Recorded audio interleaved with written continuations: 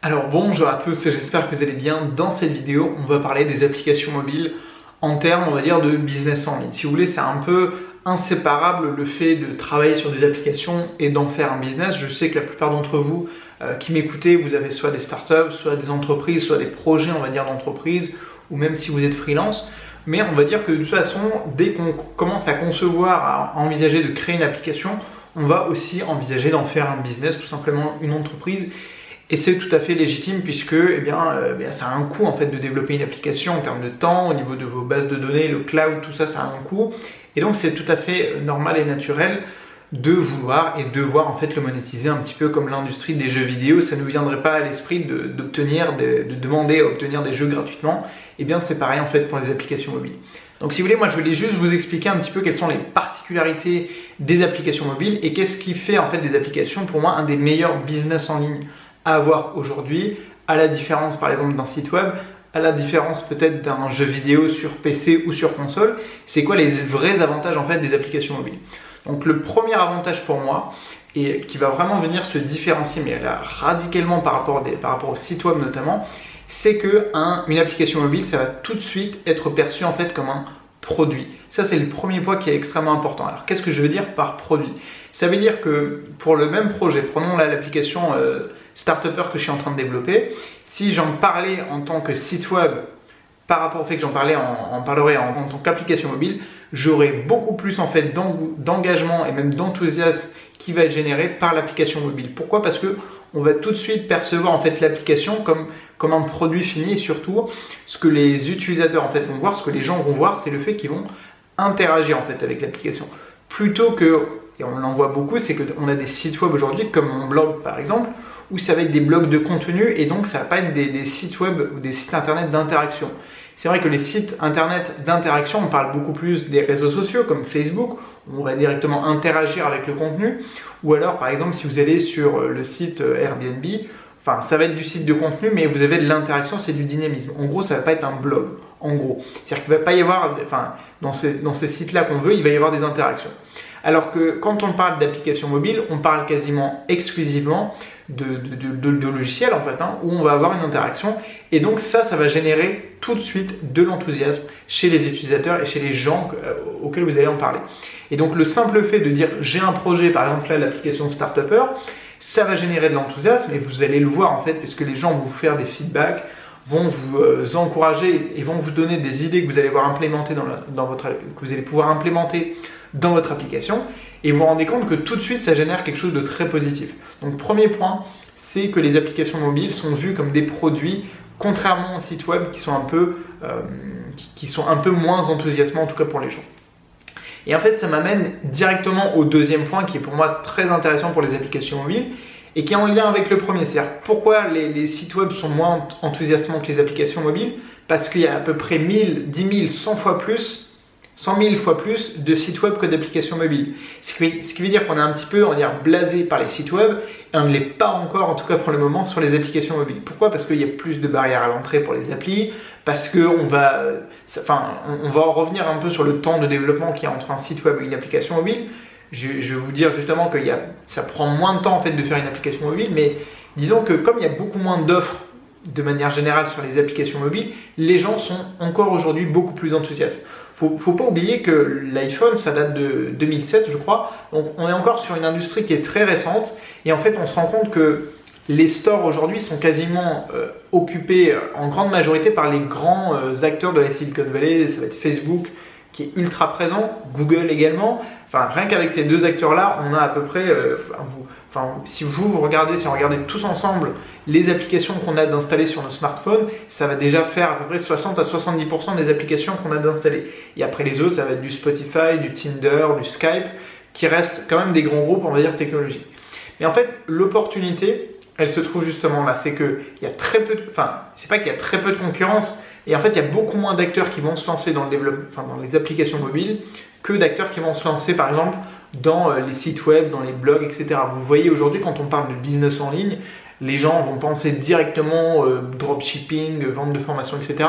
et beaucoup moins applications mobiles. Si vous regardez juste sur la sphère, on va dire francophone, il y a très peu de chaînes YouTube qui sont consacrées aux applications mobiles. à part la mienne qui va être orientée justement sur ce thème-là, il y en a très peu en fait. Ça veut dire quoi? Ça veut dire que naturellement, les gens vont moins être intéressés parce qu'il y a une perception qui fait qu'on a l'impression que c'est quelque chose qui demande du travail. Donc oui, ça demande un investissement, mais en même temps, pour vous, si vous décidez, si vous avez déjà un projet en tête d'application mobile, il y a vraiment une opportunité à saisir.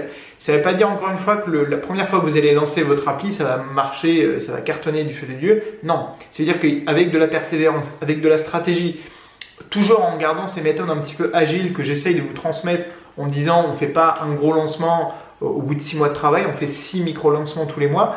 Avec ces méthodes-là, vous êtes quasiment sûr en tout cas de voir des business qui vont se mettre en place avec vos applications mobiles. Donc le deuxième point, c'est qu'en fait, il y a une vraie opportunité au niveau des applications mobiles parce qu'il y a moins de compétition que sur Internet ou même que dans l'industrie du jeu vidéo mobile aussi qui est surchargée par les très gros studios. Et bien en fait, là, il va y avoir une opportunité au niveau des applications mobiles. Voilà, et puis pour revenir en fait sur ce que je vous disais par rapport à l'industrie du jeu vidéo sur mobile, il y a une stratégie qui est vraiment hyper importante à suivre et c'est une règle en fait dans le milieu on va dire du développement mobile que beaucoup de gens oublient.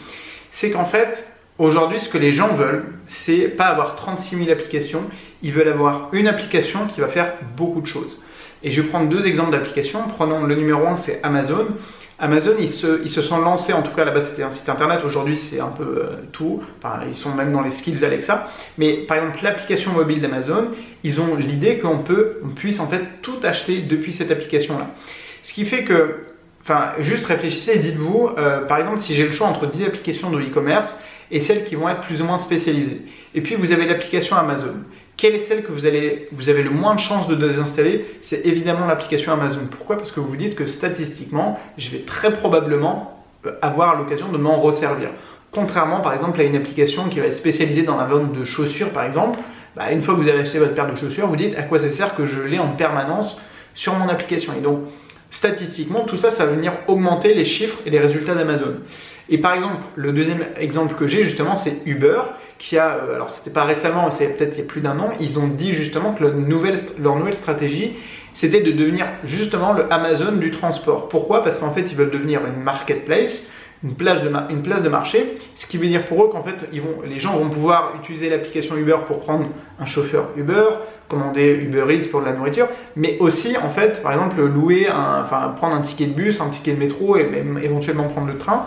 Et ils vont en fait venir centraliser toutes les fonctions de transport qu'on peut retrouver dans une ville et être capable de les utiliser dans l'application Uber. Pourquoi ils font ça? C'est pas simplement pour juste gagner de l'argent sur la transaction.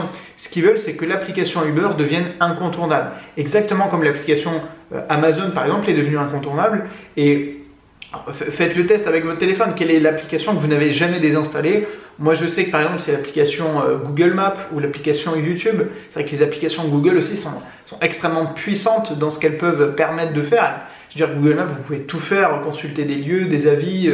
Vous allez dans un restaurant aujourd'hui, vous pouvez consulter les menus, etc. depuis Google Maps.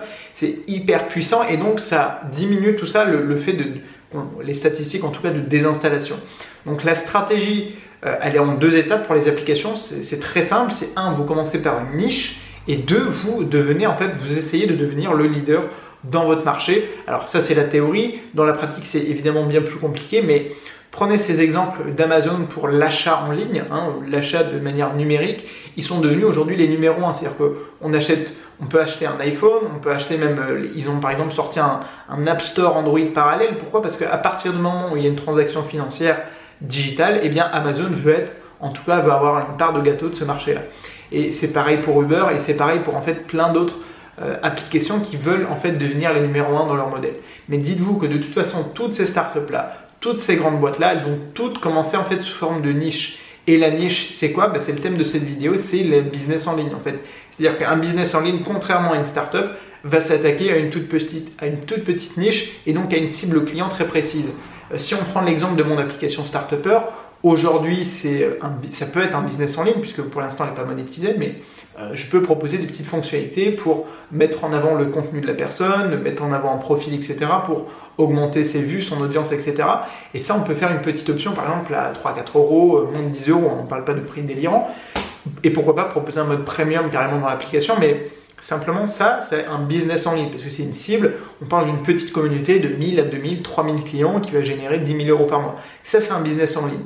Mais la startup, c'est le niveau au-dessus. C'est tout simplement en fait, le business en ligne qui va scaler, c'est-à-dire qui va multiplier son nombre de clients avec une infrastructure et un produit qui s'adapte évidemment. Et du coup, là, ça devient par exemple un LinkedIn où on est sur le marché mondial du networking, du professionnel, etc., des employés, la relation, le recrutement, etc.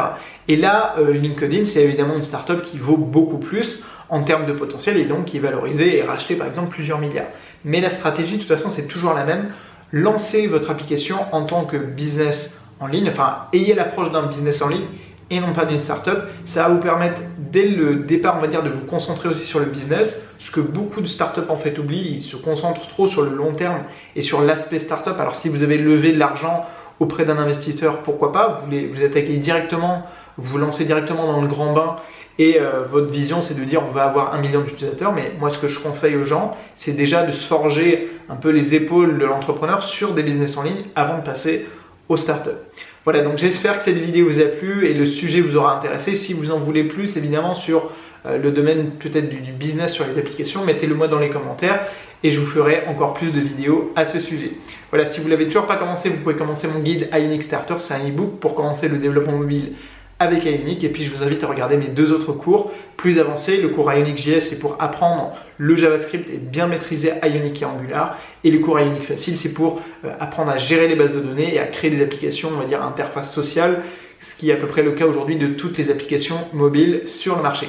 Voilà, moi je vous dis à très vite sur la chaîne YouTube et sur le blog. Et surtout, n'oubliez pas de rêver très grand. Allez, salut!